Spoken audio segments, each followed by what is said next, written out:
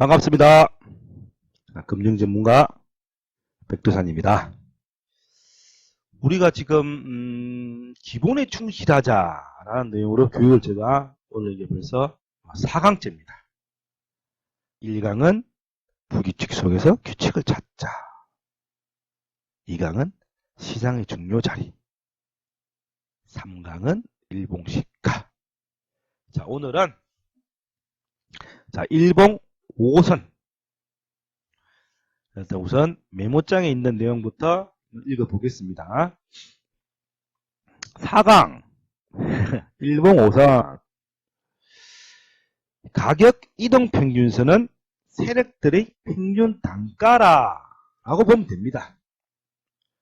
파생상품은 계약기간이 짧기 때문에 주식은 21선이 생명선이지만 우리 파생상품은 5일선이 생명이다.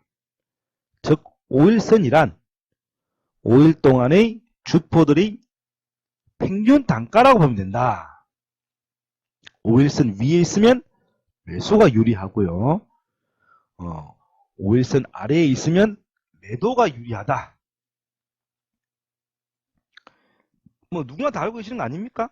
이 정도면 우리가 주식에서도 그죠? 주식에서도 물론 주식은 현물이기 때문에 그죠? 계약 기간이 없잖아요. 내가 삼성전자를 샀다 가정을 하는 거죠. 그 삼성전자 주식은 삼성전자가 상장 폐지되는 한, 되지 않는 한 평생 없어지지 않습니다. 그죠? 상장 폐지되지 않는 한.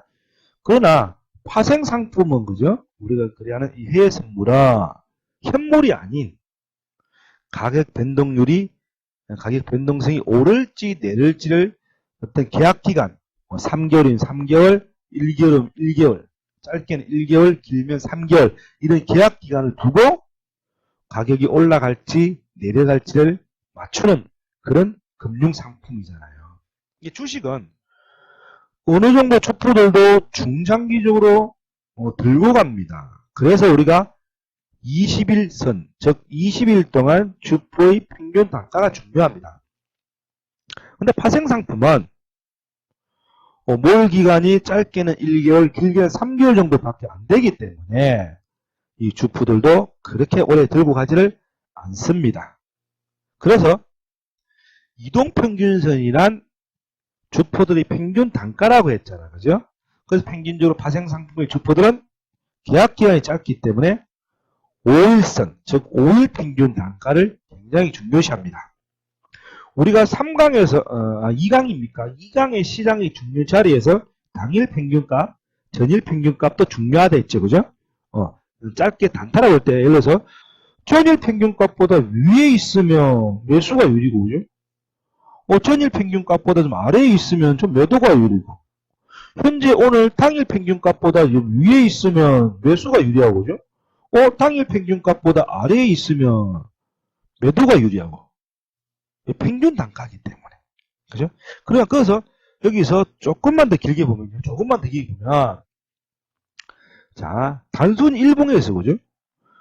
5선 자 모든 걸 지워버리고 일봉 5선만 딱 한번 깔아 넣어 보겠습니다. 이 S&P 일봉인데요. 자 일봉 5선 이란 뭐나 5일 동안 시장에 참여한 주포들의 평균 단가입니다. 그죠? 그러면 5선 아래에 있단 말은 5일 동안 참여했던 주포들의 평균 단가보다 아래에 있기 때문에 매도가 유리하겠죠. 그죠? 아래에 있기 때문에 매도가 유리하겠죠.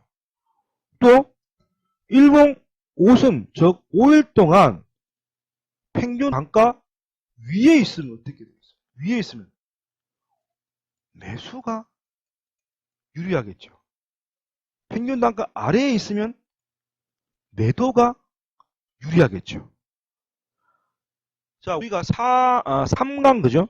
일봉 시가에서 그죠? 시가 위에 있으면 양봉 매수가 유리하다. 그죠? 시가 아래에 있으면 음봉 매도가 유리하다 그랬죠.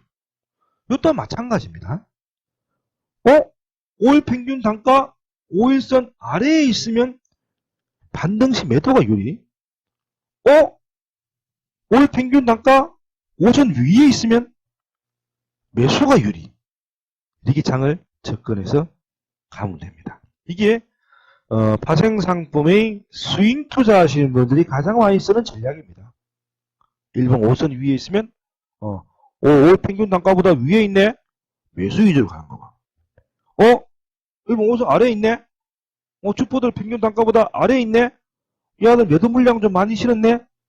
매도 위주로 가는 겁니다. 그죠? 우리가 3강에서 공부했던 일봉 시가도 마찬가지죠, 그죠? 일봉 시가 매매는 좀 단타 매매고, 그죠? 일봉 5선 매매는 좀 스윙 매매라 보시면 되겠죠, 그죠? 자, 그런데 우리가 3강에서도 공부했잖아요. 일봉 시가가 중요한데 이 시가를 기준으로 속임수가 중요하죠. 그죠? 자, 일봉 5선 역시, 그죠? 물론 스윙이라서 잘 나오진 않는데, 예를 들어서, 그죠? 상승 추세여서, 상승 추세, 즉, 일봉 5선 위에서, 애들이, 주가가, 일봉 5선을 타면서, 그죠? 자, 애들이 처음에, 일봉 5선 아래에서, 그죠? 계속 놀고 있어. 물론 연봉을 해야 되는데, 색깔 좀 바꾸기가 조금 그래서요. 다 양봉 색깔로 할게요. 여기가 일봉 5선입니다. 5선, 그죠? 이 자리가 이 선이 5선인데 일봉 5선인데 일봉 5선 아래에서 쟤 놀고 있어. 빨간색이지만 음봉으로 봅시다. 일봉 5선 아래에 있으니까. 그럼 어떻게? 그때는 매도 위주로 대응하는 거야. 그런데 갑자기 일봉 5선 위로 올라와. 그런데 갑자기 올라탔다가 유럽작좀 되니까 일봉 5선 다시 깨면서 내려가. 깨면서. 그럼 뭡니까, 이것도? 일봉 5선을 탑끝쯤 했다가 밑으로 빼버리는 거야. 뭡니까, 이것도? 돌파 초등수죠, 그죠? 일봉 5선을 기준으로 위로 갈 것처럼 했다가 밑으로 빼버리는 거야. 그리고 뒷날 한 번 더 밀었다가. 저 뭐냐? 일봉 5선 속임수란 말은 하락 추세인데 일봉 5선 밑에 주가가 놀면서 가격이 놀면서 하락 추세였는데 일봉 5선을 타서 양봉을 타 올라온 듯 하다가 갑자기 유럽장 때쯤 일봉 5선을 다시 하방 이탈해. 그럼 뭡니까? 일봉 5선을 기준으로 윗골이 달린 돌파 속임수가 나온 거죠. 그죠? 그럼 어떻게? 분명히 추세는 하방이었어. 앞전까지만 해도 일봉 다시 한번 정리를 해볼게요. 그림이 좀 안 예쁘네요. 다시 한번 정리를 해볼게요. 자, 이런 일봉 5선 이따 가정을 해봅시다. 그래서 주가가 파란색으로 합시다. 해봅시다. 주가가 일봉 5선 5일 평균 단가 밑에 형성이 돼. 그럼 뭐랬죠? 매도 위주로 가는 거야. 그죠? 매도 위주로 가는 거야. 가는 거야. 그런데 갑자기 오늘 보니까 얘가 5선 위에서 올라와. 5선 위로 올라와 얘가. 그죠? 근데 뭡니까? 추세는 뭡니까? 추세는 하방이었잖아. 그죠? 5선이 올라와. 그런데 유럽장점 얘가 5선을 탄 듯 하다가 다시 5선 밑에 밀려. 뭡니까? 5선을 올라탄 것처럼, 그죠? 5선을 회복한 것처럼 돌파 속임수를 썼다가 유럽장 때쯤 다시 밀려. 그러면서 어떻게? 긴 음봉으로 쭉 빠져버려요. 애들이 올라탄 것처럼 했다가 장대 음봉이 나오는 경우가 많아요. 이 뭡니까? 5선 기준으로 돌파 속임수가 나온 거죠. 그러다가 추세는 그 하방으로 쭉쭉 밀어줘요. 이렇게 밀어준단 말이야.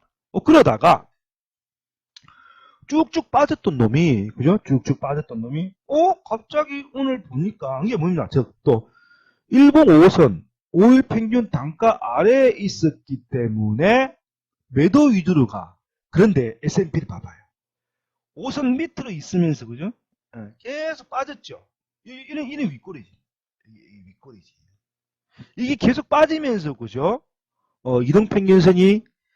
저 밑으로 빠지면서 이격이 줄인 거지. 뒷날 빠지기 전까지는 이 5선 위로 제법 올라왔던 거야. 얘가. 근데 평균가에 빠지면서 조금 올라온 것이 보이지만 그래도 올라탔잖아. 그죠? 그죠? 강한 속임수가 난 거지. 5선 탄 것처럼 했다가 밑으로 쭉 빼버리는 거예요. 그죠? 근데 어쨌든 일봉 5선의 기울기는 하방으로 꺾여서 가고 있는데 갑자기 일시적으로 일봉 5선 위에 올라와. 근데 이때는 매도 치면 안 돼요. 변곡이 생겨 뚫고 올라올 수도 있는 거 아닙니까? 그죠? 근데 나의 큰 그림은 앞에까지만 해도 애들이 일봉 5선 아래에 있고 5선의 기울기 역시 많이 기울여져 있어. 그런데 갑자기 얘가 5선 위로 올라와. 근데 정말 뚫고 올라올 수 있기 때문에 쉽게 매도는 못 쳐요. 그러다가 계속 지켜보고 있었는데 윗꼬리를 달면서 5선 밑으로 이탈해. 이때가 강한 매수 진입이 되는 거죠. 이때가. 매수랍니까? 매도 진입이 되는 거죠. 속임수지. 속임수지요. 분명히 5선 밑에 며칠 동안 있었고 5선의 기울기도 하방으로 꺾여 있는데 일시적으로 5선을 뚫고 올라와.